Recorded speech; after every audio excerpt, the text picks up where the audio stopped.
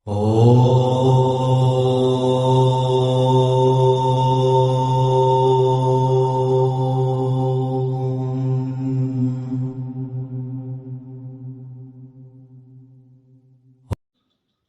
दर्शन प्रथम अध्याय सूत्र संख्या 67। मूले मूल अभावात अमूलम मूलम। सूत्रार्थ लिखिए। अंतिम कारण के, मूल माने जो अंतिम मूल है, अंतिम कारण है। तो सूत्र लिखिए, अर्थ लिखिए। अंतिम कारण के और कारण का अभाव होने से। अंतिम कारण, अंतिम कारण के और कारण का अभाव होने से, माने अंतिम कारण के भी कारण का अभाव होने से, ये इसका अर्थ ही निकला। ठीक है ना जी। अंतिम कारण के भी कारण का अभाव होने से, ये इसका अर्थ निकला। हो गया यहाँ तक। तो अंतिम कारण के और कारण का अभाव होने से। फिर लिखिए, अंतिम कारण बिना कारण वाला होता है।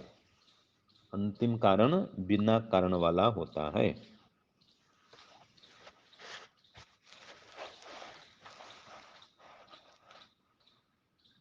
ठीक है। तो मूले मूल अभावात, उस अंतिम मूल में, मूल माने कारण, तो उस अंतिम जो कारण है, मूल कारण है, उस मूल कारण में और कोई दूसरा कोई कारण और बचता नहीं है। कोई उसका भी कोई मूल है, ऐसा कोई नहीं होता है। तो उस अंतिम कारण में और कोई कारण आपको नहीं मिलेगा, वो अंतिम कारण है। अगर उसका भी कोई कारण खोजने जाएंगे तो ठीक है, चलो कोई कारण मिलता है तो फिर उसका भी कारण खोजो, फिर वो कोई कारण मिलेगा तो फिर उसका भी कोई अंतिम कारण खोजो। तो हर अंतिम कारण का कोई और कारण मिलेगा, तो फिर तो कोई एक पदार्थ में अंत तो होगा ही नहीं।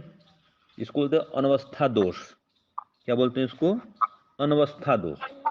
हाँ, किसी भी एक अवस्था को आपको मानना पड़ेगा कि यह अंतिम कारण है, इससे और दूसरा कोई अंत, इसका कोई और अंत कारण नहीं है, या इसका कोई किससे बना हो ऐसा कोई पदार्थ संसार में नहीं है।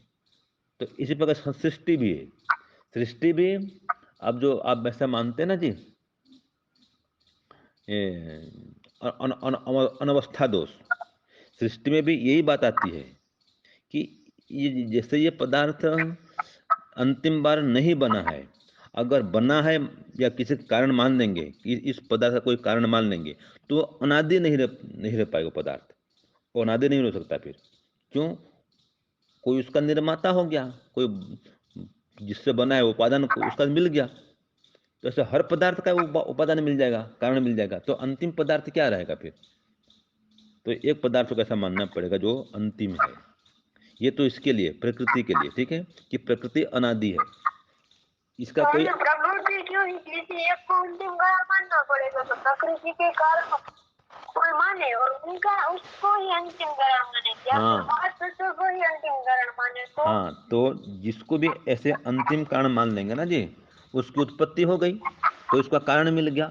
जिसकी उत्पत्ति हुई फिर उसका विनाश होगा, सीधी बात है।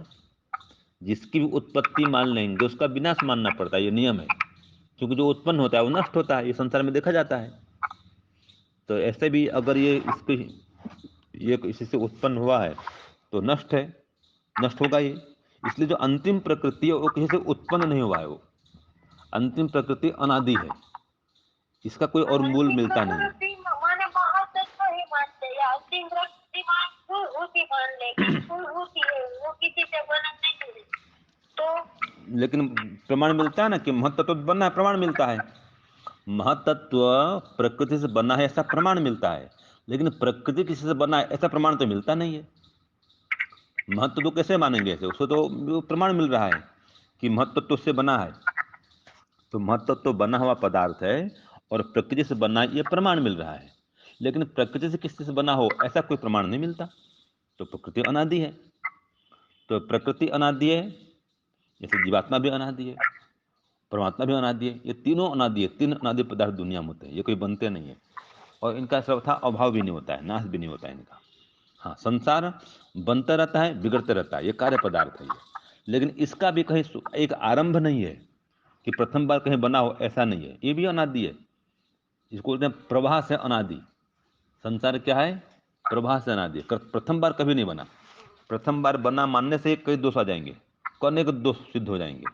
इसलिए संसार प्रथम बार कभी नहीं बना है, ये भी अनादि है। ठीक है जी। चलो अब इसका देखते हैं भाष्य। मूले तन मूल से अभावो भवति। जो अंतिम कारण होता है, मूल पदार्थ होता है, मूल माने कारण होता है। जैसे कि पेड़ है, पेड़ का मूल क्या है? जड़ है। उस जड़ का कोई और जड़ नहीं मिलेगा आपको, जड़ ही तो मूल है वृक्ष का। तो जड़ का और कोई मूल नहीं, दुनिया में नहीं मिलता है। तो मूल में और मूल का अभाव ही होता है।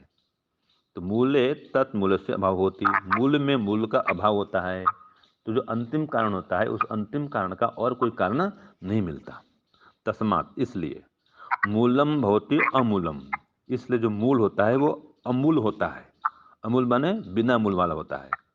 मूलस्य नहीं मूलम कल्पनीयम, मूल का और कोई मूल ऐसी कल्पना नहीं करना चाहिए कि मूल का भी और कोई मूल होगा। मूल माने कारण, अंतिम कारण का भी और कोई कारण होगा, ऐसी कल्पना नहीं करनी चाहिए। तो प्रकृति एवं महत आदि है मूलम, इसलिए प्रकृति महत आदि पदार्थों का मूल है, अंतिम कारण है। नहीं तस्या मूलभूतायापि मूल्यन भाव्यम, उस मूलभूत प्रकृति का और कोई मूल नहीं होना चाहिए, नहीं होता है, ऐसी कल्पना भी नहीं करनी चाहिए। तो जो मूलभूत प्रकृति है वो अंतिम है, उसका और कोई कारण नहीं है। तो ये क्यों कहा? तो भूमिका में बता दिया कि देखो भाई, या खलु प्रकृतेर महत आदेह विकारः जातस्य मूलम उक्तम, कि ये तो ठीक है, जो प्रकृति है ये महत आदि पदार्थों का जो विकार है उसका मूल है। तो क्या इस मूल प्रकृति भी और कोई, हाँ, इस मूल प्रकृति का भी कोई मूल है क्या?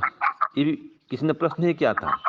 वो तो उसी प्रश्न का उत्तर दिया, भाई नहीं नहीं, जो अंतिम मूल होता है उसका और कोई मूल होता नहीं है। जैसे आप प्रश्न पूछ रहे हैं ना जी, उसको भी पूछा, सूत्रकार को उसने पूछा, भी ये आपने बता दिया प्रकृति मूल है, तो क्या इसका भी और कोई मूल है? तो उसने कहा नहीं, जो अंतिम प्रकृति है वो अंतिम है, इसका और कोई मूल होता नहीं है। ये सूत्रकार ने यहाँ पर स्पष्ट कर दिया सूत्र 67 में। ओम शांति ओम शम।